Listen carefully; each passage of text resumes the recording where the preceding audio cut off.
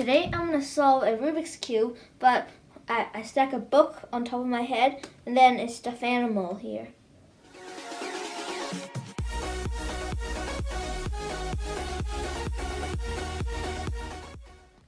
Okay, so let's begin. So I have a Rubik's Cube, I already mixed it up, you see over here.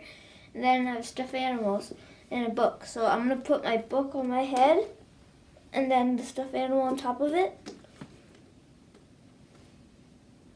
Okay. I'm going to begin. 3, 2, 1, go.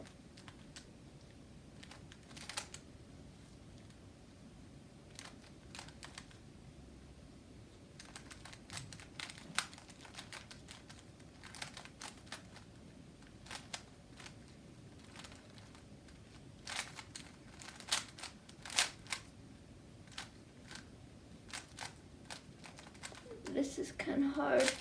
I messed up so many times.